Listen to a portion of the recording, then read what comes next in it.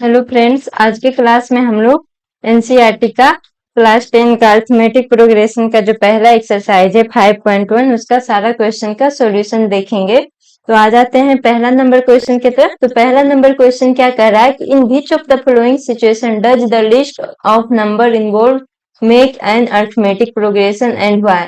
कह रहा नीचे कुछ सिचुएशन दिया हुआ, मतलब वर्ड प्रॉब्लम दिया हुआ, उससे लिस्ट ऑफ नंबर्स बनाना है। लिस्ट ऑफ नंबर मतलब एक सीरीज बनेगा और जो लिस्ट ऑफ नंबर्स आएगा वो एक अरिथमेटिक प्रोग्रेशन बना रहा है या नहीं, ये हमको फाइंड आउट करना है। और अगर बना रहा है तो उसका रीजन क्या है। तो अरिथमेटिक प्रोग्रेशन हम पहले भी पढ़े हैं कि अरिथमेटिक प्रोग्रेशन, अगर कोई भी list of number arithmetic progression बना रहा है तो इसका मतलब क्या है कि उसका जो दो टर्म के बीच का जो डिफरेंस आ रहा है वो हमेशा सेम आ रहा है। तो उसको हम लोग एपी में बोलते हैं, मतलब डिफरेंस को हम लोग एक नाम दिए थे कॉमन डिफरेंस, मतलब कॉमन डिफरेंस सेम आना चाहिए। तो पहला क्वेश्चन देख लेते हैं, पहला का क्वेश्चन नंबर 1 का सॉल्यूशन देखेंगे। तो क्या कह रहा है कि the taxi fare after each kilometre when the fair is ₹15 for the first kilometre. क्या कह रहा है कि टैक्सी का किराया एक प्रत्येक किलोमीटर में टैक्सी का किराया का ये जो क्वेश्चन दिया हुआ, इससे हमको लिस्ट ऑफ नंबर बनाना है कि प्रत्येक एक किलोमीटर पे टैक्सी का किराया का हमको नंबर ऑफ लिस्ट बनाना है। इसमें दिया हुआ क्या है कि when the fair is ₹15 for the first kilometre. तो इसमें दिया हुआ है taxi fare for the first kilometre के लिए क्या दिया हुआ है कि फॉर द फर्स्ट किलोमीटर के लिए टैक्सी फेयर इसमें फिक्स दिया हुआ है, कितना है ₹15। और उसके आगे क्या कह रहा है कि and ₹8 for each additional kilometre. और कह रहा है कि आगे जितना भी किलोमीटर वो जाएगा उसको ₹8, मतलब एक किलोमीटर का ₹8 देना पड़ेगा। मतलब जैसे जैसे एक किलोमीटर का तो ₹15 फिक्स है, और अगले किलोमीटर जैसे जैसे वो जितना किलोमीटर ज्यादा ट्रेवल करेगा उसको प्रत्येक किलोमीटर के हिसाब से ₹8 और एक्स्ट्रा देना पड़ेगा। तो हमको बनाना है लिस्ट ऑफ नंबर, किससे बनाना है, टैक्सी फेयर से एक किलोमीटर के लिए। तो फर्स्ट किलोमीटर में ₹15 आ गया, वही टैक्सी फेयर सेकेंड किलोमीटर में ईच किलोमीटर के लिए बनाना है तो सेकेंड किलोमीटर में कितना आ जाएगा। क्या कह रहा है कि ₹8 फॉर एडिशनल ईच किलोमीटर, मतलब कि 15 तो पहले से आएगा और दूसरा किलोमीटर मतलब 2 किलोमीटर चल गया तो एक किलोमीटर के लिए 15 हुआ, और एक किलोमीटर के बाद कितना किलोमीटर और एडिशनल चला है, तो एक किलोमीटर और एडिशनल चला है। तो एक किलोमीटर के लिए हम यहाँ पे कह रहा ₹8 फॉर ईच एडिशनल किलोमीटर, तो एक किलोमीटर के लिए हम लोग 8 जोड़ेंगे तो ये कितना आ जाएगा, दूसरे किलोमीटर का जो फेयर आ जाएगा ₹23 आ जाएगा। उसी तरह से टैक्सी फेयर हम 3-4 टर्म लिख लेंगे, उसके बाद कॉमन डिफरेंस निकालेंगे। Taxi fare for third kilometre, अब थर्ड किलोमीटर के लिए कितना चलेगा, तो पहला किलोमीटर के लिए तो फिक्स रहेगा 15 प्लस, अब कितना चला है 3 किलोमीटर चला है तो पहला किलोमीटर के लिए फिक्स है, और उसके बाद एक्स्ट्रा कितना चला है 2 किलोमीटर, तो 2 किलोमीटर एक्स्ट्रा चला है तो उसको 2 इंटू 8, मतलब 1 किलोमीटर एक्स्ट्रा का ₹8 दे रहा है तो 2 किलोमीटर एक्स्ट्रा का कितना देगा 2 इंटू 8, और 1 किलोमीटर का फिक्स चार्ज जो है ₹15 है।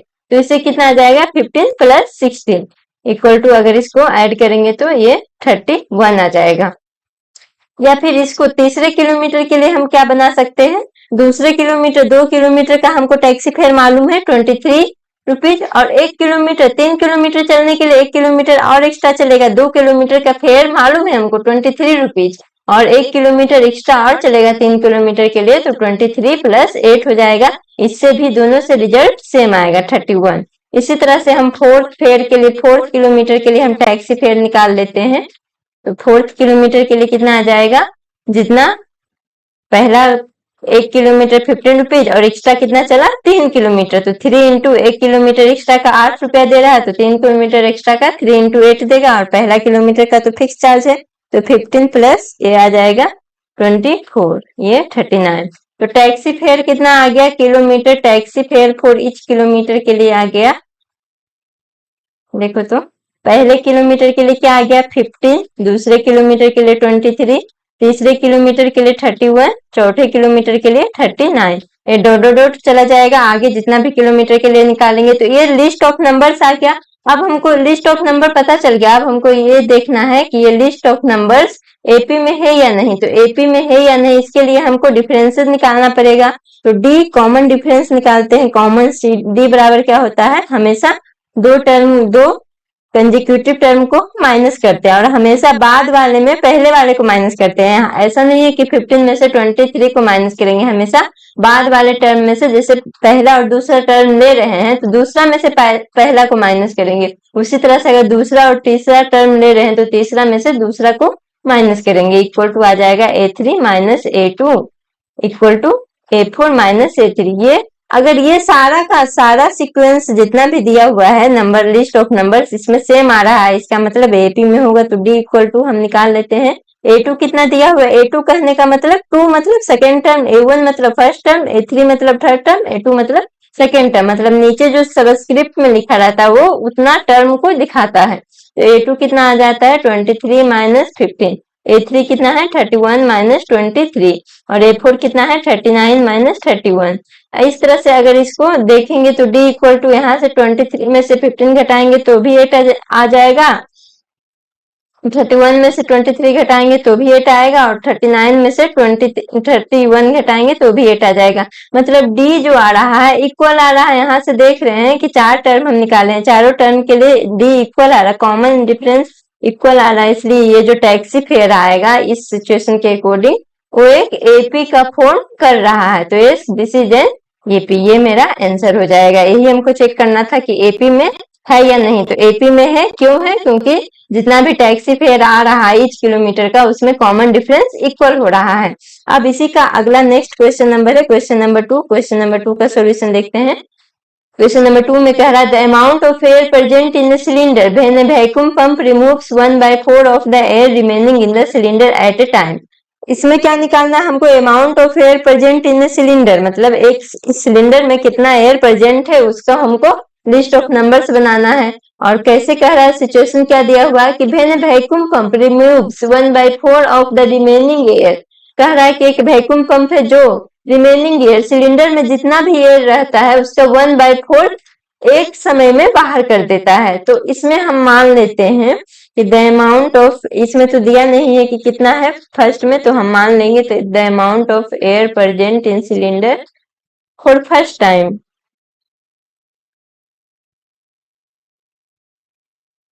For first time. अगर फर्स्ट टाइम के लिए हम एयर प्रेजेंट को x मानते हैं तो सेकेंड टाइम में क्या हो जाएगा? कह रहा है कि हर बार जितना सिलेंडर में एयर है उसका 1/4 वैक्यूम पंप रिमूव करता है। तो सेकेंड टाइम में क्या आ जाएगा?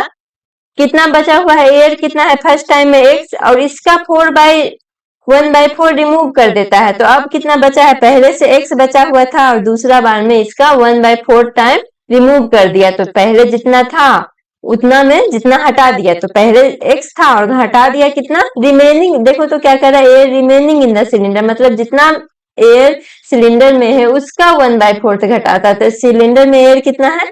x है प्रेजेंट, तो x का 1/4 दूसरे बार में वो घटा देगा, मतलब माइनस करके जो बचेगा। तो यहाँ 4x माइनस x/4 है, कितना आ जाएगा?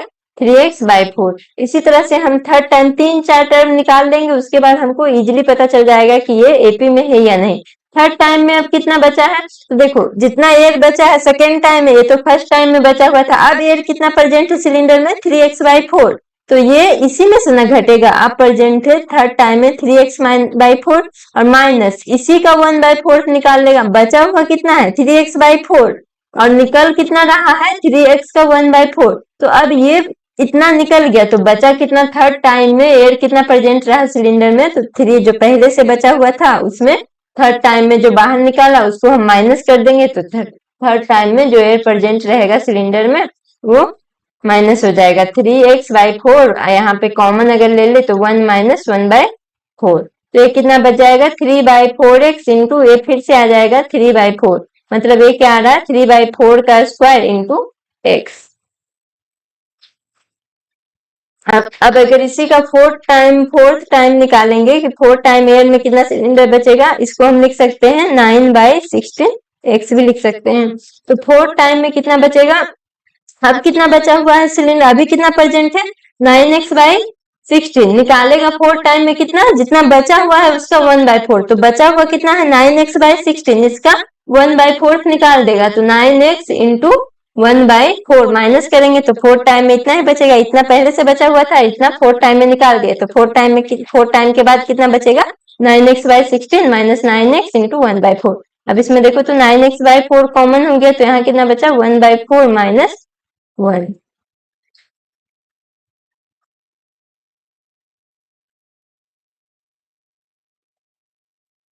यहाँ बचा 9x/4 कॉमन लिए तो यहाँ पे 9x/16 का 1/4 बचा, कितना था 9, तो ये 4 निकाल दिए तो यहाँ पे कितना बचा 16 इंटू 4, यहाँ पे बचा 16। तो इसको कैलकुलेट कर लेते हैं 9x/4 इंटू यहाँ पे 9x/16 ही कॉमन ले लेते हैं, तो यहाँ कितना बचेगा, इसको फिर से इरेज करके बनाते हैं।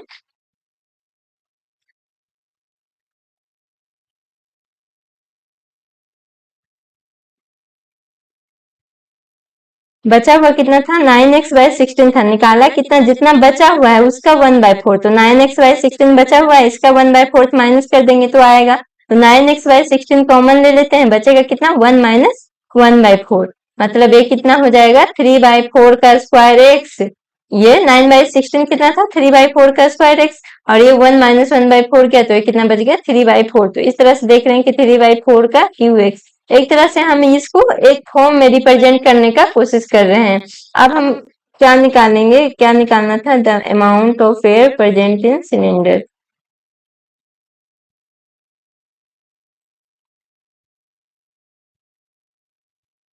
इसको कैसे रिप्रेजेंट करेंगे, पहले में x था, दूसरे में हो गया 3x/4, तीसरे में 3/4 का स्क्वायर इंटू एक्स, चौथे में हो गया 3/4 का क्यू इंटू एक्स। ये डॉट डॉट डॉट आगे तक चला जाएगा, चार टर्म निकालेंगे, इससे हमको इजीली पता चल जाता है कि वो एपी में है या नहीं है। तो यहाँ से कॉमन डिफरेंस निकालेंगे तो डी, ऐसे भी पता चल रहा है कि यहाँ एक का स्क्वायर है फिर क्यू है, अगर स्क्वायर और क्यू में बढ़ेगा तो ये कभी एक दूसरे का डिफरेंस जो आएगा इक्वल नहीं आएगा, तो डी इक्वल टू कितना लिख सकते हैं 3x/4, हमेशा सेकेंड में से फर्स्ट को घटाएंगे, इक्वल टू 3/4 को हम लिख सकते हैं 9/16 x माइनस 3x/4।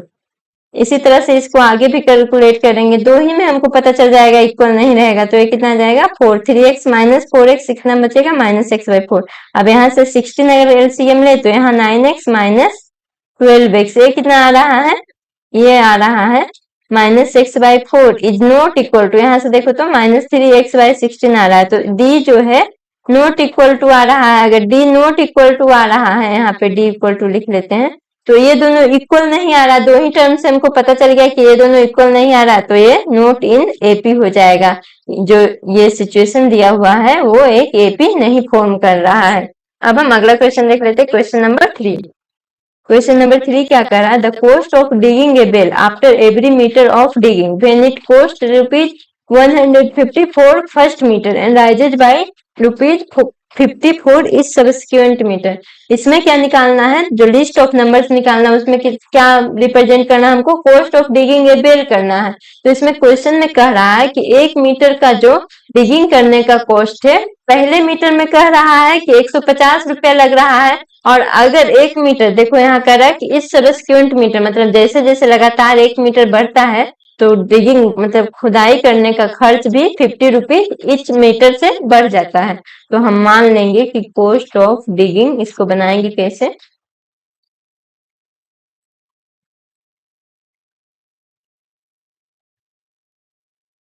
इसमें फर्स्ट मीटर के लिए मानेंगे फॉर फर्स्ट मीटर, मतलब पहला मीटर अगर 1 मीटर डिगिंग करेगा बेल को तो उसका रुपीज 150 दिया हुआ है क्वेश्चन में ही। उसी तरह से अगर कह रहा है कि दूसरा मीटर, मतलब हर एक मीटर जैसे जैसे एक एक मीटर आगे डिगिंग करेगा बेल को तो उसका 50 रुपीज बढ़ते चला जाएगा। तो सेकेंड मीटर, दूसरा मीटर के लिए 2 मीटर अगर गड्ढा खुदेगा तो कितना बचे रुपीज हो जाएगा, कॉस्ट जो आएगा 150 प्लस 50 मतलब 200 आ जाएगा। उसी तरह से अगर थर्ड मीटर करेगा तो थर्ड मीटर में भी 2 मीटर का कॉस्ट आ रहा है 200 और तीसरे मीटर का कॉस्ट फिर से 50 रुपया बढ़ जाएगा। हर एक मीटर में हर एक मीटर में 50 रुपीज बढ़ रहा है, तो ये आ जाएगा 250। उसी तरह से चौथे मीटर, फोर्थ मीटर में क्या आ जाएगा, कॉस्ट 250 प्लस 50 रुपीज हर में, पहले जितना था 1 मीटर और गड्ढा किया तो उसको 50 रुपीज से कॉस्ट ज्यादा बढ़ गया, मतलब 300 हो गया। जब 300 हो गया तो यही लिस्ट ऑफ नंबर्स बन गया। अब हम इसमें क्या है, cost of digging of well, इसी का हमको लिस्ट ऑफ नंबर बनाना था। Well of each metre, metre के लिए हम कैसे रिप्रेजेंट किए हैं, पहला है 150, दूसरा मीटर में आया 200, 250, 300। यहाँ से देखो तो सब में 50-50 बढ़ रहा, मतलब इक्वल अमाउंट में बढ़ रहा है रुपीज। तो अगर इक्वल अमाउंट में बढ़ रहा है तो क्वेश्चन में देखने से ही पता चल जाता है। डी जो आएगा कॉमन डिफरेंस, हमेशा दूसरे में से पहले को घटाते हैं, तो 200 माइनस 150, सब में 50-50 रुपया ही बढ़ा है, तो कॉमन अगर घटाएंगे भी तो कॉमन डिफरेंस भी आएगा, इक्वल ही आएगा, 300 माइनस 250। तो यहाँ देखो तो डी जो आ गया इक्वल आ गया 50-50-50। इस तरह से ये आगे भी इक्वल ही होता जाएगा। तो जब कॉमन डिफरेंस इक्वल आ गया तो ये क्या आ जाएगा, yes this is in NAP, जो सिचुएशन दिया हुआ है एपी में है। क्वेश्चन नंबर 4 देख लेते हैं। क्वेश्चन नंबर 4 कह रहा है the amount of money in the account every year when rupees 10,000 is deposited at compound interest at 8% per annum. तो सबसे पहले एक अमाउंट पूछ रहा है कंपाउंड इंटरेस्ट से, जो अमाउंट होता है, तो हम एक फॉर्मूला जानते हैं, जब कंपाउंड इंटरेस्ट लागू होता है तो अमाउंट का फॉर्मूला क्या होता है, P into 1 plus R by 100 का पावर टाइम, मतलब T। ये एक फॉर्मूला होता है अमाउंट का। तो इसमें निकालना अमाउंट ही है, जो अमाउंट का जो लिस्ट ऑफ नंबर्स आएगा उसको हमको रिप्रेजेंट करना है कि एपी में है या नहीं। तो इसमें देखो तो क्या कह रहा है कि rupees 10,000 is deposited at compound interest, जो रुपीज डिपॉजिटेड किया जाता है उसको हम लोग प्रिंसिपल मानते हैं, मतलब पी कितना दिया हुआ, 10,000 दिया हुआ है, रेट कितना दिया हुआ, 8% पर एनम, मतलब एक साल में 8% से बढ़ता है। तो एक साल हमको हर एक साल का निकालना है, तो इसमें हम निकालेंगे फर्स्ट साल के लिए amount of money in account for first year. First year के लिए एक साल ले रहे हैं, एक साल जैसे ही लेंगे तो यहाँ टाइम का वैल्यू क्या हो जाएगा, t इक्वल टू 1 लेना पड़ेगा। तो अमाउंट जो आ जाएगा वो इस फॉर्मूला पे पुट कर देंगे, p कितना दिया हुआ 10,000 इंटू 1 प्लस 8/100 हो जाएगा। इसको ऐसे ही रहने देते हैं। आगे हम सेकेंड ईयर का amount of money in account second year में कितना हो जाएगा, देखो जब टाइम, ये हमेशा टाइम के अकॉर्डिंग होता है कंपाउंड इंटरेस्ट। टाइम अगर एक साल रहेगा तो अमाउंट कुछ और होगा, अगर टाइम 2 साल हो गया तो अमाउंट और बढ़ जाएगा, 3 साल हो गया तो अमाउंट और बढ़ेगा। तो सेकेंड ईयर के लिए क्या हो जाएगा, प्रिंसिपल तो उतना ही रहेगा जितना स्टार्टिंग में डिपॉजिट किया है, टाइम बढ़ रहा है, सेकेंड ईयर के लिए निकाल रहा है, तो 1 प्लस रेट भी उतना ही रहेगा, 1 प्लस 8/100 का स्क्वायर। उसी तरह से थर्ड ईयर के लिए कितना आ जाएगा, यहाँ पे देखो 10,000 इंटू 1 प्लस 8/100 का क्यूब। तो इस तरह से अमाउंट जो आ रहा है, अमाउंट को अगर हम एक सीरीज में रिप्रेजेंट करें तो अमाउंट क्या आ रहा है, हम देखे थे पिछला क्वेश्चन में भी कि जो स्क्वायर में रहता है वो उसका कॉमन डिफरेंस इक्वल नहीं आता। तो यहाँ पे हम सारा का कैलकुलेट नहीं करेंगे, बस लिख देंगे कि पहले साल का कितना है 10,000 1 प्लस 8/100, दूसरे साल का है 10,000 1 प्लस 8/100 का स्क्वायर, तीसरे साल का है 10,000 1 प्लस 8/100 का क्यूब।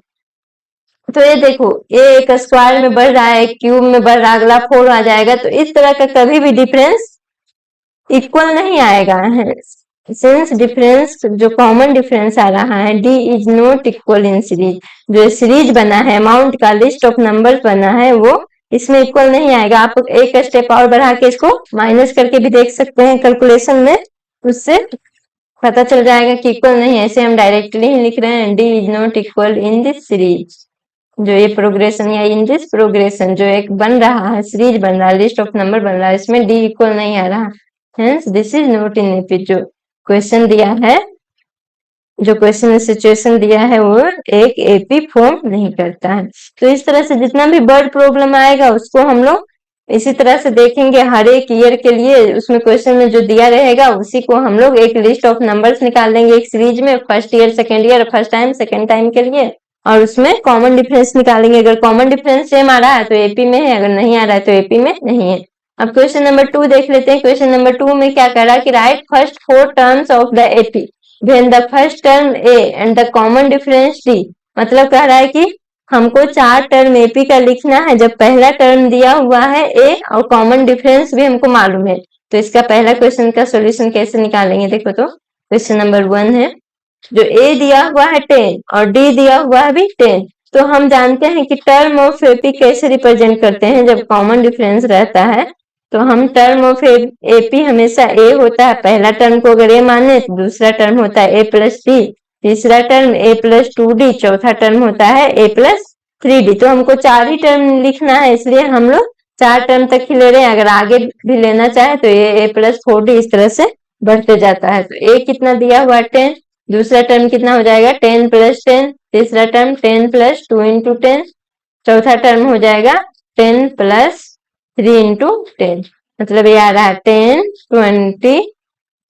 प्लस 20 मतलब 30, 10 प्लस 30 इक्वल टू 40। ये 4 ही टर्म लिखना था, इसलिए 4 टर्म लिख करके हम छोड़ देंगे, ये आंसर हो जाएगा। उसी तरह से क्वेश्चन नंबर 2 में दिया हुआ है a इक्वल टू -2 और d इक्वल टू 0 दिया हुआ है। तो डी, इससे भी हम लोग 4 terms of AP, terms of AP कैसे लिखेंगे? टर्म्स ऑफ एपी पहला तो हो जाएगा ए, दूसरा हो जाएगा 4 टर्म लिखना है इसलिए 4 ही टर्म लिखेंगे, ए प्लस डी, ए प्लस 2d, ए प्लस 3d। तो पहला टर्म तो दिया ही हुआ है ए -2 है, दूसरा टर्म कितना हो जाएगा -2 प्लस 0, तीसरा टर्म -2 प्लस 2 इंटू 0, चौथा टर्म हो जाएगा -2 प्लस 3 इंटू 0। देखो सब में 0 0 मल्टीप्लाई होकर के 0 आ जाएगा, तो इसका तो कोई मतलब ही नहीं बचेगा, सब टर्म हो जाएगा 2 -2 -2 -2, मतलब इसका चारों टर्म -2 होगा। अब क्वेश्चन नंबर 4 में है a equal to 4, d equal to -3, तो इसको बनाएंगे। क्वेश्चन नंबर 3 में है a equal to 4, d equal to -3, तो इसमें भी 4 टर्म क्या हो जाएगा, हम इसमें डायरेक्ट लिखते हैं 4 टर्म। पहला टर्म तो a होता है, दूसरा टर्म a प्लस डी, मतलब 4 प्लस डी का वैल्यू माइनस में दिया हुआ था, यहाँ पे -3 लिखेंगे, 4 प्लस 2 इंटू -3 हो जाएगा, और चौथा टर्म 4 प्लस 3 इंटू -3 हो जाएगा। तो यहाँ इसका कैलकुलेशन कर देंगे, 4 प्लस -3 यहाँ पे कितना आ जाएगा 1, 4 प्लस 2 इंटू 3, तो 4 प्लस 2 इंटू 3 तो 4 माइनस ये आ जाएगा 2 इंटू 3 -6, मतलब ये आ जाएगा 4 -6, और चौथा टर्म 4 -9। तो इसको एक स्टेप और बढ़ा के लिखते हैं 4 1, यहाँ -2 और यहाँ पे -5, ये आ जाएगा। अब चौथा नंबर क्वेश्चन में जो दिया हुआ चौथा नंबर क्वेश्चन में है a equal to -1, d equal to 1/2,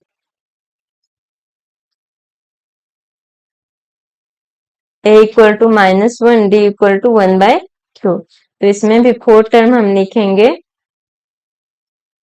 जो हो जाएगा a मतलब -1 प्लस 1/2, तीसरा टर्म हो जाएगा a प्लस 2d मतलब -1 प्लस 2 और d का वैल्यू 1/2, चौथा टर्म हो जाएगा -a प्लस 3d, तो -1 a का वैल्यू -1 और 3 इंटू डी का वैल्यू 1/2। अब इसको कैलकुलेट कर लेंगे, -1 प्लस 1/2, तो कितना आ जाएगा, 1 में आधा घटा रहे हैं तो आधा बचेगा, ये आ जाएगा, और साइन माइनस का होगा क्योंकि बड़ा वैल्यू 1 है, 1 के आगे निगेटिव साइन लगा हुआ है। यहाँ पे कितना आया, 2 से 2 कैंसिल हो गया, तो ये कितना बचा -1 प्लस 1, और यहाँ पे कितना बचा -1 प्लस 3/2। अब इसको एक स्टेप और बढ़ा के लिखेंगे, -1 1/2, 1 प्लस 1 ये तो 0 आ गया, -1 प्लस 3/2, तो यहाँ पे 2 एलसीएम लेंगे तो -2 प्लस 3, तो ये कितना आ जाएगा 1/2 आ जाएगा। तो 4 टर्म इसका हो गया। पांचवा में जो a इक्वल टू दिया हुआ है 1.25 और d इक्वल टू 0 -0.25, ये पांचवा क्वेश्चन में दिया हुआ है,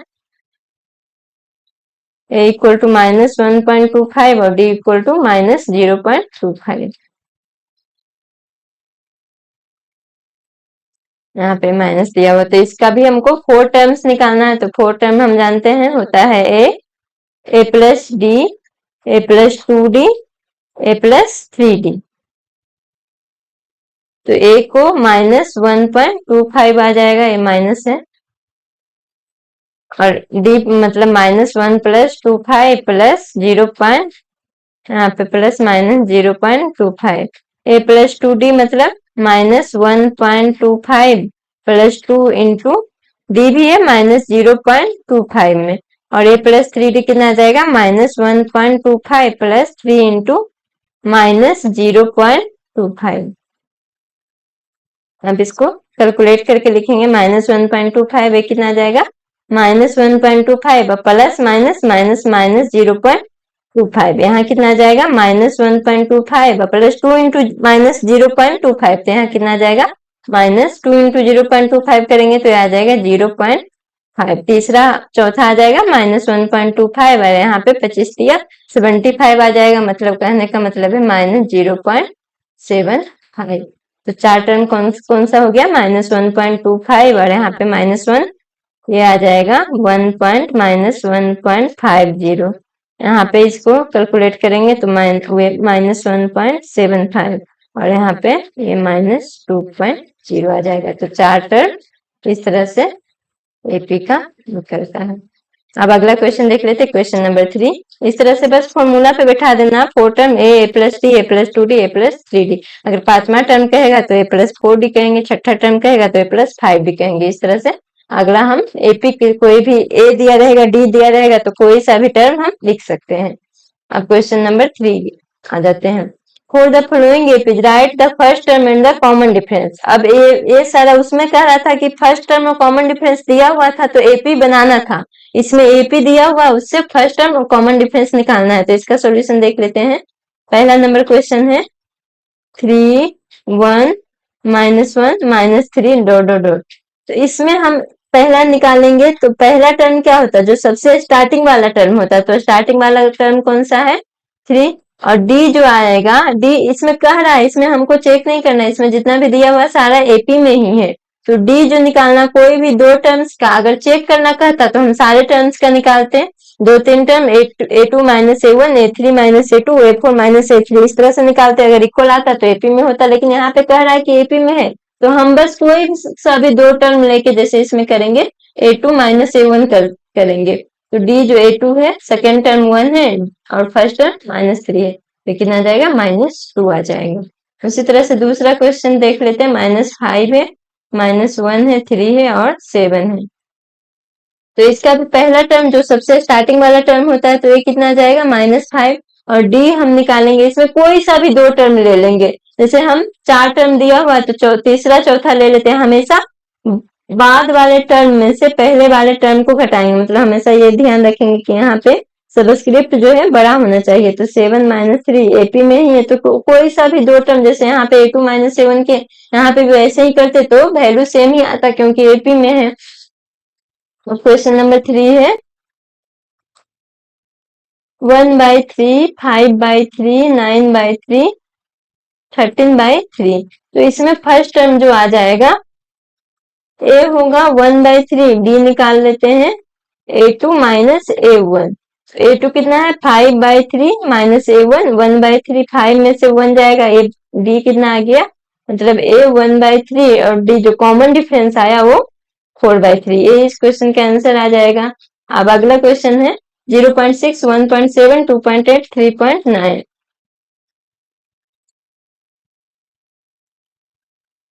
0.6 1.2.8 3.9।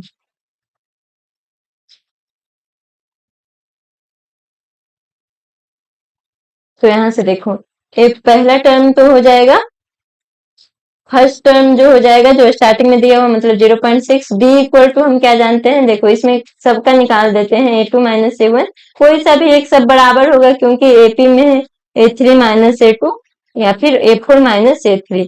तो a2 कितना है 1.7 माइनस 0.6 बराबर आ जाएगा 2.8। कोई सा भी एक टर्म दो टर्म लेकर के मतलब या तो ये या तो ये या तो ये तीनों में से कोई भी लेकर के हम डी कॉमन डिफरेंस निकाल सकते हैं। हम तीनों निकाल देते हैं क्योंकि जिससे पता चल जाएगा कि सब सेम है, एपी में दे ही रहा है तो इसका कहने का मतलब सब सेम है। ए कितना बचेगा 1.7 में से 0.6 गया, ए बचेगा 1.1 बराबर यहाँ पे भी 20 से ए भी बचेगा 1.1 और ए भी बचेगा 1.1 मतलब फर्स्ट टर्म आ गया 0.6 और कॉमन डिफरेंस जो आया 1.1। तो इस तरह से कोई भी सीरीज एपी में दिया रहेगा हम आसानी से फर्स्ट टर्म और कॉमन डिफरेंस पता कर सकते हैं। अब क्वेश्चन नंबर 4 की तरफ बढ़ते हैं। क्वेश्चन नंबर 4 में which of the following are in AP. देखो इसमें कह रहा है, उसमें तीसरे क्वेश्चन में दिया हुआ था कि एपी में है, इसमें कह रहा है कि एपी में कौन सा है। अगर एपी बन रहा है, जो टर्म दिया हुआ है एपी बन रहा है, तो उसमें कॉमन डिफरेंस मालूम करना है और 3 और टर्म उसके आगे का और टर्म लिखना है। तो इसका सॉल्यूशन 4 क्वेश्चन नंबर 4 का फर्स्ट क्वेश्चन देख लेते हैं। 2 4 8 16 एपी बनने के लिए सबसे पहले हमको निकालना है कि एपी बन रहा है कि नहीं, तो कॉमन डिफरेंस निकालेंगे। कॉमन डिफरेंस सबका सेम आना चाहिए, तो हमेशा दो दो टर्म को लेकर के माइनस करेंगे, बाद वाले टर्म में से पहले वाले टर्म को घटाएंगे। 16 माइनस 8। अब डी इक्वल टू यहाँ देखो तो 2 आ गया, 2 4 8 आ रहा है। ये इक्वल नहीं हो रहा है, डी इक्वल नहीं हो रहा है, तो डी नॉट इक्वल है, इसलिए ये एपी में नॉट इन एपी हो जाएगा। जैसे ही एपी में नहीं है तो इसके आगे कॉमन डिफरेंस निकालना है ना, अगला टर्म हमको पता करना है। अब क्वेश्चन नंबर इसका सेकंड देख लेते हैं। क्वेश्चन नंबर सेकंड क्या है, 2 5/2 3 और 7/2। तो सबसे पहले तो दो दो टर्म का डिफरेंस निकालेंगे, अगर इक्वल आएगा तो वो एपी में होगा। तो डी निकाल लेते हैं हम हमेशा दो दो टर्म को, मतलब दूसरा और पहला टर्म को लेंगे तो दूसरा और दूसरा में से पहला टर्म घटाएंगे। दो हमेशा दो टर्म कोई सा भी नहीं, दो टर्म हमको हमेशा लगातार वाला लेना, जैसे पहला दूसरा या दूसरा तीसरा। ऐसा नहीं कि पहला और तीसरा ले लिए, तो ये लगातार नहीं है। हमेशा हमको दो टर्म लगातार वाला लेना है और दोनों में से बाद वाले टर्म में से पहले वाले टर्म को घटाना। जैसे देखो यहाँ पे दूसरा तीसरा ले रहे हैं तो बाद वाला टर्म 3 है और पहले वाला टर्म 5/2 है, तो 3 में से 5/2 हमेशा घटाएंगे। अब ये दोनों टर्म को लेंगे तो 7/2 माइनस 3 करेंगे। अब यहाँ पे d इक्वल टू कितना जाएगा, देखो तो 5/2 माइनस 2 है, एलसीएम 2 लेंगे तो 2 2 जा 4, 5 माइनस 4/2 मतलब 1/2। यहाँ कितना आ जाएगा, ये इक्वल हो जाएगा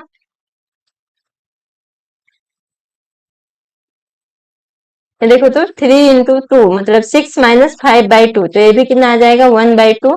और 7/2 माइनस 3, यहाँ पे फिर 2 एलसीएम लेंगे तो 7 माइनस 3 2 जा 6 आ जाएगा, मतलब 7 माइनस 6/2, तो 7 माइनस 6/2 1/2 आ जाएगा। तो 1/2 इसमें क्या आ जाएगा, डी जो है कॉमन डिफरेंस इक्वल है, तो इसलिए ए एपी में है। तो यहाँ पे एस इन एपी, जब एपी में था तो कॉमन डिफरेंस निकालना था, कॉमन डिफरेंस तो ऑलरेडी निकल चुका है और हमको इसके आगे का 3 टर्म्स और लिखना है। ये जो सीरीज दिया हुआ है इसके आगे का 3 टर्म्स और लिखना है, तो मोर 3 टर्म्स क्या हो जाएगा,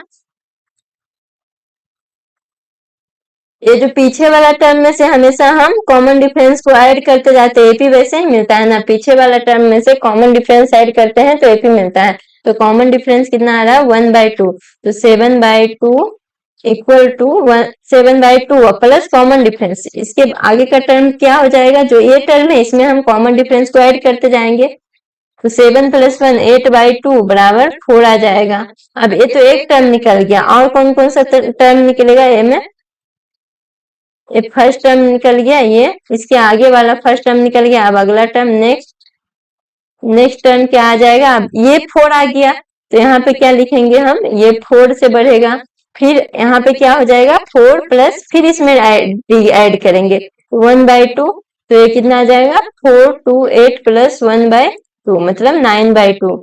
नेक्स्ट टर्म क्या आ जाएगा, 3 और आगे का टर्म लिखना है, तो यहाँ पे 4 आ गया, अब 9/2 आ गया। अब इसके आगे वाला टर्म क्या आ जाएगा, फिर हम इसमें कॉमन डिफरेंस ऐड करेंगे, तो 9/2 प्लस 1/2 ये आ रहा है 10/2 मतलब 5। तो यहाँ पे 3 टर्म जो आगे वाला टर्म हो गया ये आ गया 4 9/2 और 5। इसी तरह से हम अगला क्वेश्चन भी बनाएंगे। इसका क्वेश्चन नंबर 4 का सारा क्वेश्चन इसी तरह से बनेगा, -1/2 -3.2 -5.2 -7.2। क्वेश्चन नंबर 3 है -1.2 -3.2 -5.2 और -7.2। अब इसमें भी हमको पता करना है कि एपी में नहीं है तो डी निकालेंगे। डी निकालने के लिए हमेशा बाद वाले टर्म में से पहले वाले टर्म को घटाते हैं, तो हमेशा दो दो का टर्म बनाएंगे और घटा करके देखेंगे कि इक्वल आ रहा है कि नहीं। 5.2 माइनस माइनस 3.2, देखो ये माइनस तो फॉर्मूला वाला है और ये जो माइनस है वो टर्म का साथ माइनस लगा हुआ है, इसलिए हमेशा साइन के साथ हम लेंगे जिससे कि कोई भी मिस्टेक नहीं होगा। ये है हमेशा से -7.2 माइनस और -5.2।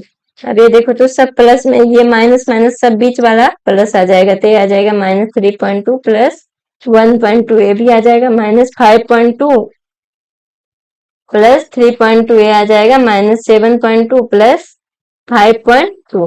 तो डी जो आ रहा है देख रहे हो, माइनस 3.2 में से 1.2 घटाएंगे तो आ जाएगा -2 इक्वल टू आ जाएगा यहाँ पे -5.2 में से प्लस 3.2 करें ऐड करेंगे तो ये भी आ जाएगा -2 और यहाँ पे भी आ जाएगा -2। तो डी अगर सेम है, ये सेम है, तो ये एपी में है। ये कहने का मतलब डी सेम है, जो ए टर्म दिया हुआ है ये सब एपी में है। तो हमको नेक्स्ट टर्म क्या हो जाएगा, इसकी अगला टर्म जो जहां तक दिया हुआ, तो दिया कहां तक है -7.2, तो अगला टर्म हमेशा कॉमन डिफरेंस ऐड करके लिखते हैं। तो -7.2 प्लस इसमें कॉमन डिफरेंस ऐड करेंगे तो कॉमन डिफरेंस कितना दिया हुआ -2 आ रहा है।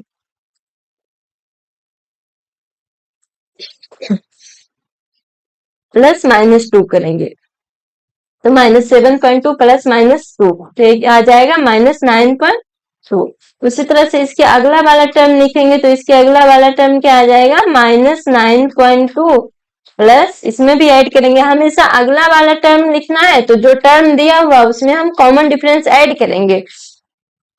तो -9.2 प्लस -2 ये कितना आ जाएगा -11.2।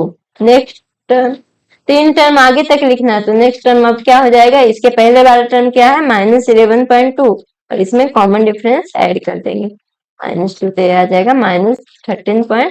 तो ये तीनों आ जाएगा, वो नेक्स्ट टर्म आ जाएगा, यही इसका आंसर हो जाएगा। अब क्वेश्चन नंबर 4 इसका देखते हैं। क्वेश्चन नंबर 4 जो है -10 -6 -2 2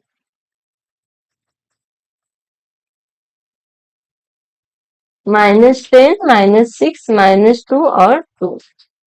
ये अभी हमको पहले चेक करना है कि एपी में है कि नहीं, तो हमेशा हम दो दो टर्म का हम माइनस ले लेंगे।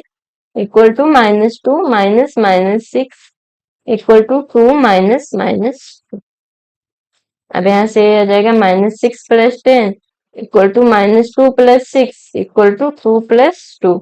तो इस केस में हम देख रहे हैं कि डी जो आ रहा है 4 के इक्वल आ रहा है सब, और सारा इक्वल आ रहा है, तो ये भी एपी में होगा। जब एपी में है तो कॉमन डिफरेंस फाइंड आउट करना है। तो कॉमन डिफरेंस तो हमको पता ही है, डी कितना है 4, और नेक्स्ट टर्म लिखना है। तो नेक्स्ट टर्म लिखने के लिए जिसके नेक्स्ट लिखना है उस टर्म को ले लेंगे। तो 2 तक लिखा हुआ है, अब 2 के अगला टर्म कौन होगा 2 और प्लस में कॉमन डिफरेंस 2 प्लस 4 6। उसी तरह से नेक्स्ट टर्म कितना हो जाएगा, इसके पहले का टर्म 6 है और इसमें कॉमन डिफरेंस ऐड करेंगे 6 प्लस 4 10। उसी तरह से नेक्स्ट टर्म लिखना है तो हमको 3 नेक्स्ट टर्म लिखना है। तो एक ए हो गया, एक ए हो गया, एक और लिखेंगे 10 प्लस 4 इक्वल टू 14। तो ये तीनों अगला नेक्स्ट 3 टर्म इसका आंसर हो गया। अब अगला क्वेश्चन देख लेते हैं, क्वेश्चन नंबर 5। क्वेश्चन नंबर 5 में दिया हुआ है 3 plus root 2 3 plus 2 root 2 3 plus 3 root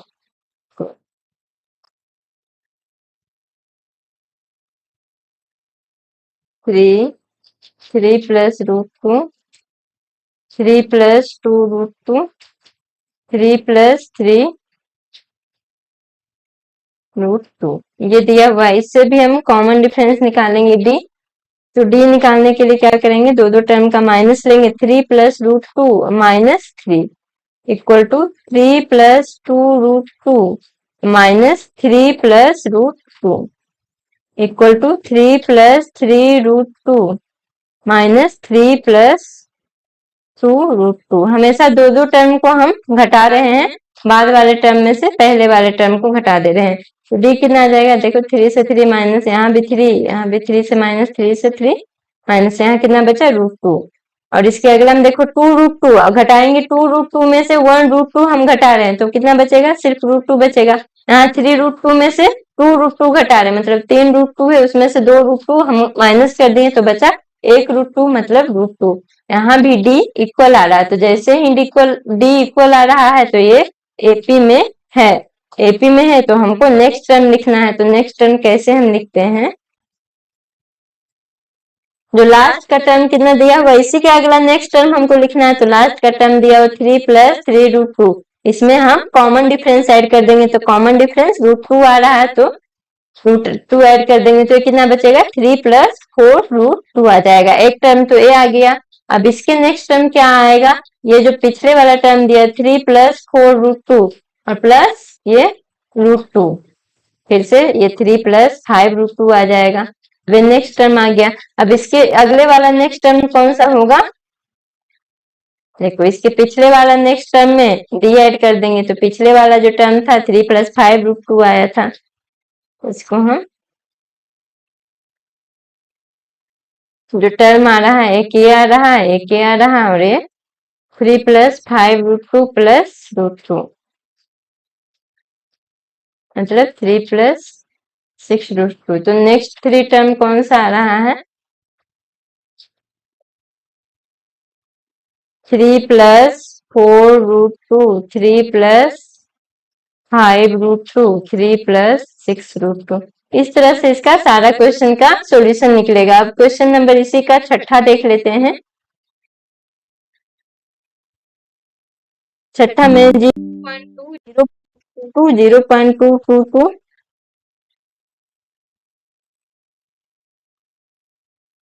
0.2, 0.22, 0.222, 0.2222। इस तरह से एक सीरीज दिया हुआ, इसमें देखना है कि एपी में है या नहीं। तो डी निकालेंगे तो डी कितना हो जाएगा? 0.22 - 0.2। यहाँ 0 पॉइंट देख रहे हैं कि सबका बहुत ज्यादा डेसिमल में आगे आगे प्लेस तक बढ़ा हुआ, तो ऐसे भी पता चला कि ये इक्वल नहीं आएगा। एक बार निकाल के भी हम देख लेते हैं। 222 - 0.222, यहाँ से करेंगे तो ये कितना आ जाएगा? 0.02, यहाँ से 0.002, यहाँ से 0.0002। ये देखो तो सब अलग अलग आ रहा है, पॉइंट के बाद सबका डेसिमल ज्यादा प्लेस तक है। तो डी नहीं इक्वल आ रहा है, तो जैसे ही डी इक्वल नहीं आएगा तो ये एपी में नहीं है, सीधा नोट इन एपी। जैसे ही एपी में नहीं है तो इसके अगला टर्म निकालने का जरूरत ही नहीं है। अब क्वेश्चन नंबर 7 देखते हैं। क्वेश्चन नंबर 7 में कह रहा है, क्वेश्चन नंबर 7 है 0 - 4। यहीं पे हम बना लेते हैं क्वेश्चन नंबर 7। 0 दिया है, -4, -8, -12, ये डॉट डॉट डॉट। तो हम डी निकालेंगे। डी को हम हमेशा -4 - 0 करेंगे, इक्वल टू -8 -4 इक्वल टू -12 -8।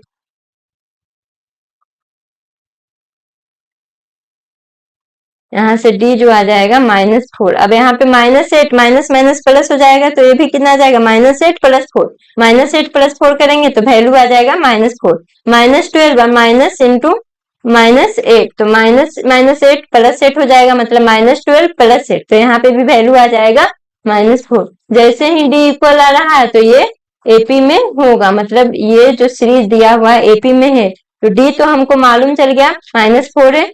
तो हमको नेक्स्ट टर्म, नेक्स्ट 3 टर्म लिखना है। तो अगला टर्म हम कैसे लिखेंगे? जो इसके पीछे का टर्म कहाँ तक दिया हुआ था? -12। अब इसमें हम डी को ऐड कर देंगे, तो प्लस डी का वैल्यू है -4, तो वैल्यू के साथ ऐड करेंगे। -12 - 4 इक्वल टू -16। अब नेक्स्ट टर्म, इसके आगे का टर्म कितना आ जाएगा? पिछला टर्म -16 आया है, प्लस -4, तो कितना आ जाएगा? -16 - 4, -16 - 4 -20 आ जाएगा। और फिर से दो टर्म, तो एक ये हो गया -16, एक -20 हो गया। अब नेक्स्ट टर्म कौन सा आ जाएगा? इसके पिछले वाला टर्म -20 आया, इसमें हम ऐड करेंगे कॉमन डिफरेंस, मतलब प्लस इंटू -4, तो आ जाएगा -4 के इक्वल, मतलब -24। तो नेक्स्ट 3 टर्म्स कौन सा हो जाएगा? वो आ रहा है -16 -20 -24। ये इस क्वेश्चन का सॉल्यूशन आ जाएगा। अब इससे क्वेश्चन नंबर 8 में है -1/2 -1/2 -1/2। क्वेश्चन नंबर 8 में सब इक्वल है, -1/2 -1/2।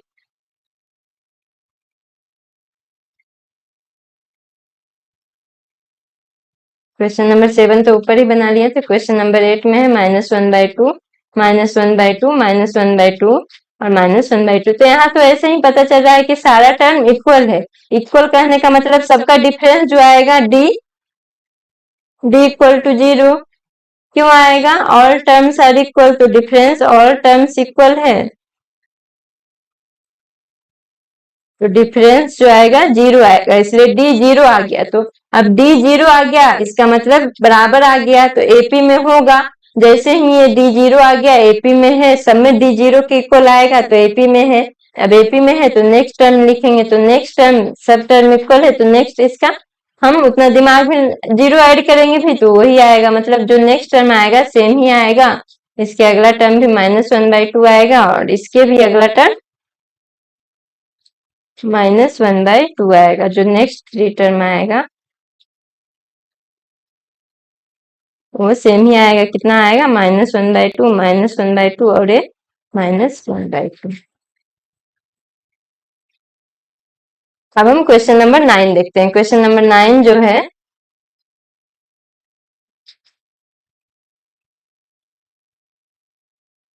क्वेश्चन नंबर 9 यहाँ देखते हैं 1 3 9 27। यहाँ देखो सब लग रहा है 1 है, 3 है, 3 का स्क्वायर है, 3 का क्यू, ऐसा लग रहा है। तो ये देखो एपी में आएगा ही नहीं। डी निकालेंगे तो 3 -1 करेंगे, 9 -3 करेंगे, 27 -9।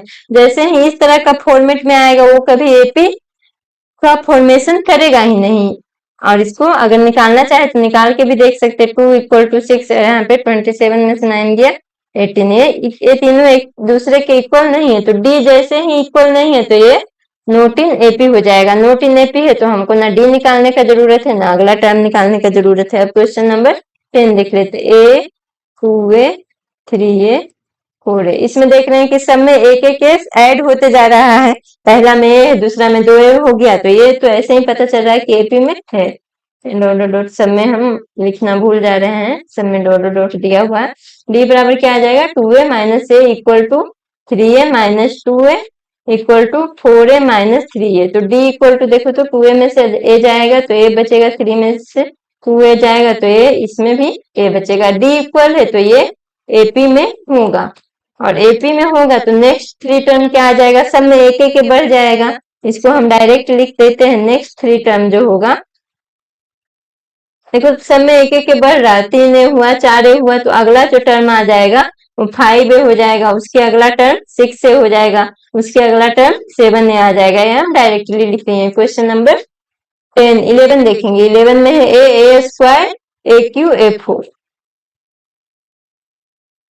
क्वेश्चन नंबर 11 में है a² aq a4। देखो ऐसा इस तरह से दिया रहेगा इस फॉर्मेट का। 1 पावर बढ़ते, पावर जहां बढ़ेगा वहां डिफरेंस कभी सेम नहीं आएगा। D equal to a² minus से, इसको निकाल के भी देख लेते हैं। aq माइनस a², जैसे इसमें आ रहा था इसमें भी वही चीज था, equal to a4 minus aq। सब दो दो टर्म का डिफरेंस लिए यहाँ पे डी देखो तो a आ जाएगा, a -1 आ जाएगा।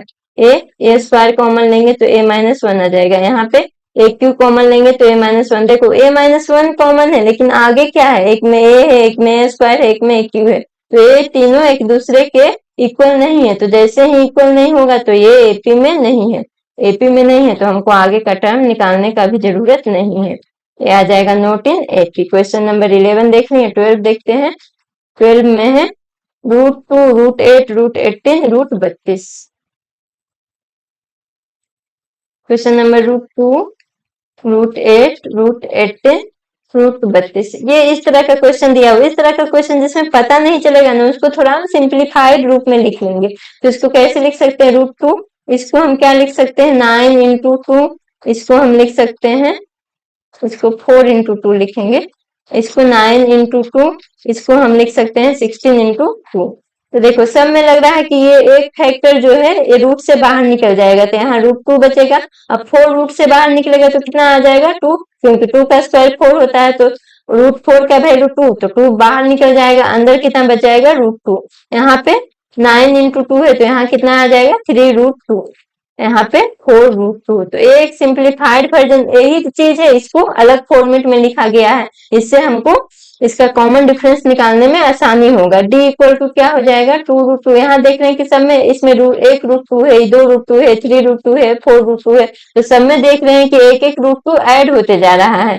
तो एक एक √2 ऐड होते जा रहा है, तो ये ऐसे ही पता चला जहां सेम चीज ऐड होगा तो वो कॉमन डिफरेंस भी वहां पे सेम आएगा। अब इसको निकाल भी लेते हैं। 3√2 - 2√2 = 4√2 माइनस 3√2। तो देखो 2√2, 2√2 में से एक रूट घटा दिए तो कितना बचा, √2। यहाँ 3√2 में से 2√2 घटा दिए तो यहाँ पे भी बचा √2। और यहाँ 4√2 में से घटाए 3√2 को तो ये भी बचेगा √2।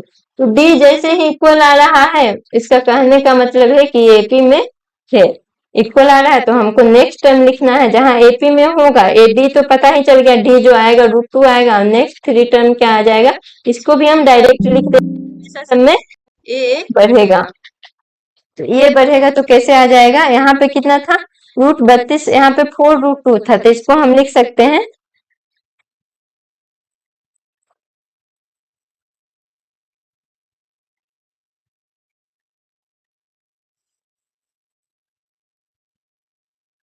4√2 को हम लिख सकते हैं। यहाँ पे एक एक रूट बढ़ रहा था, यहाँ जैसे यहाँ देख रहे थे 2√2, तो यहाँ पे 4√2 के बाद एक रूट बढ़ जाएगा तो ये 5√2 हो जाएगा, ये 6√2 हो जाएगा और ये 7√2 हो जाएगा। लेकिन क्वेश्चन में तो ये भी सही है, क्वेश्चन में इस फॉर्मेट का नहीं दिया हुआ था, सारा रूट के अंदर था। तो यहाँ सबको रूट के अंदर करेंगे तो यहाँ पे 5√2, अब 5 बाहर है तो रूट के अंदर 2 हो जाएगा, मतलब 5 × 2। यहाँ रूट के अंदर में 5 × 5 था तभी तो रूट से बाहर निकला एक 6 × 2 यहाँ पे हो जाएगा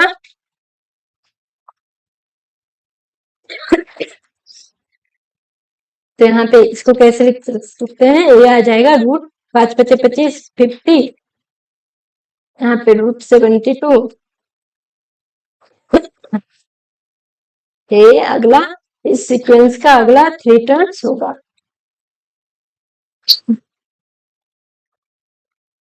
अब क्वेश्चन नंबर 13 देखते हैं। 13 √3 है, √6 है, √9 है, √12 है।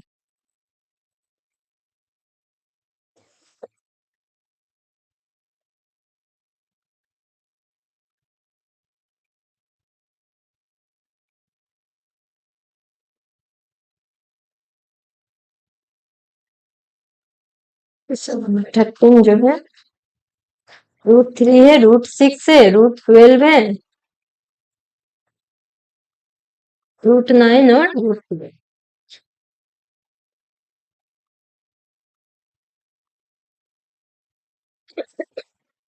यहाँ पे इसको भी थोड़ा हम सिंप्लीफाइड फॉर्म में लिखेंगे ताकि हमको पता चले कि एपी में है या नहीं। इसको देखो तो इसको हम √3 लिखें, इसको हम क्या लिख सकते हैं, √2 × √3।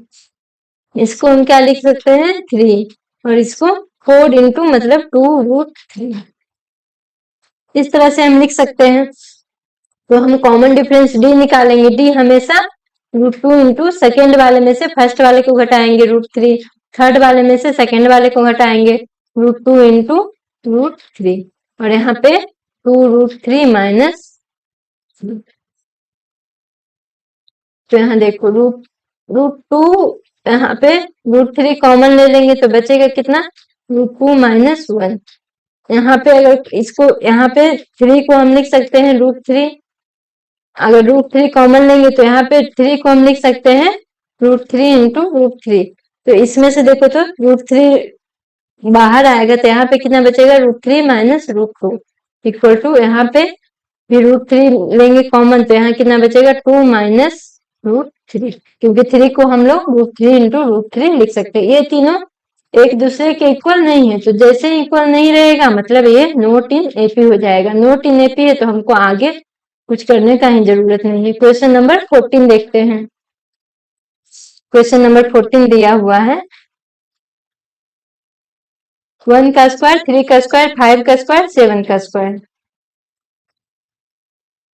1 का स्क्वायर, 3 का स्क्वायर, 5 का स्क्वायर, 7 का स्क्वायर। ये देखो सब अलग अलग संख्या का स्क्वायर दिया हुआ, तो अलग अलग नंबर का स्क्वायर का डिफरेंस कभी इक्वल नहीं आएगा। अगर इसको नहीं है तो इसको हम लोग थोड़ा सिंप्लीफाइड रूप में हम लिख सकते हैं, और इसको लिख करके देखो सिंप्लीफाइड रूप में लिख करके हम कॉमन डिफरेंस ये पता कर सकते हैं कि एपी में नहीं है। लेकिन अगर एपी में होगा तो अगला 3 टर्म होगा जो इस सीरीज के अकॉर्डिंग दिया रहेगा, हमको इसी सीरीज के अकॉर्डिंग हमको इसी फॉर्मेट में अगला 3 टर्म भी लिखना होगा। ऐसा नहीं कि जो अगला टर्म आएगा इसके अकॉर्डिंग हम इसमें डी डी ऐड करके लिखेंगे, डी इसमें ऐड करेंगे लेकिन उसको फॉर्मेट यही रहना चाहिए। अगर एपी में हुआ तो यहाँ डी निकालेंगे, 9 माइनस 1 इक्वल टू, देखने से ही पता चल रहा है जब अलग अलग टर्म का स्क्वायर का तो होगा ही नहीं कभी, डिफरेंस की इक्वल आ जाए, बाई चांस किसी किसी में इक्वल आएगा तो एक दो टर्म का इक्वल आएगा, सारा टर्म का कभी इक्वल नहीं आएगा। तो यहाँ देखो तो D equal to 8 equal to 16 equal to 4, ये इक्वल नहीं है तो ये इक्वल नहीं है, इसका मतलब है ये नॉट इन एपी हो जाएगा। अब इस एक्सरसाइज जो 5.1 है इसका हम लास्ट क्वेश्चन का सॉल्यूशन देखते हैं। लास्ट क्वेश्चन है क्वेश्चन नंबर 4 का 50, 1 का स्क्वायर 5 का स्क्वायर 7 का स्क्वायर 73। क्वेश्चन नंबर 50, 1 का स्क्वायर 5 का स्क्वायर 7 का स्क्वायर 73। इसको भी ऐसे पता नहीं चलेगा तो इसको हम लोग सिंप्लीफाइड फॉर्म में लिखेंगे।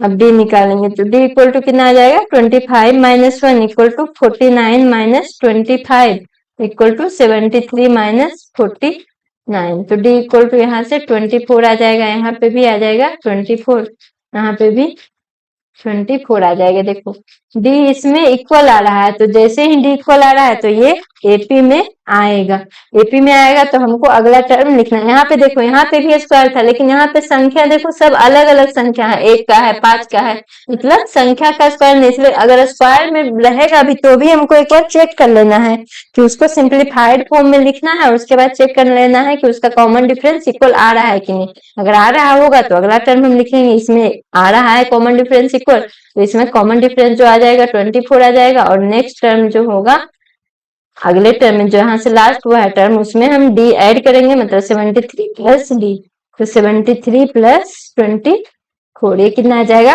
4, ये 97। अब इसके अगला टर्म आ जाएगा, हमेशा अगला टर्म लिखेंगे तो पिछले वाले टर्म में हम एक कॉमन डिफरेंस ऐड कर देंगे, तो पिछला इसके पिछले वाला टर्म कितना था 97 और कॉमन डिफरेंस 24, तो ऐड करेंगे तो 7 4 11 121 आ जाएगा। अब इसके नेक्स्ट टर्म जो आ जाएगा वो 1 2, इसके पिछला वाला टर्म 121 आया था, इसमें हम डी जोड़ देंगे, मतलब 121 प्लस 24 ये आ जाएगा 145। तो नेक्स्ट टर्म आ रहा है, एक है 97, दूसरा है 121 और तीसरा है 145। इस तरह से कोई भी क्वेश्चन में, कोई भी बुक में अगर एपी का क्वेश्चन आएगा तो इस तरह से सिंप्लीफाइड कोई भी क्वेश्चन को हम सिंपली वे में सोल्व कर सकते हैं। एक बार समझ लेने के बाद, रिवाइज कर लेने के बाद क्वेश्चन अपने आप बनने लगता है। आगे का क्लास में हम लोग इसके अगले टॉपिक को कवर करेंगे। आज के क्लास में बस इतना ही।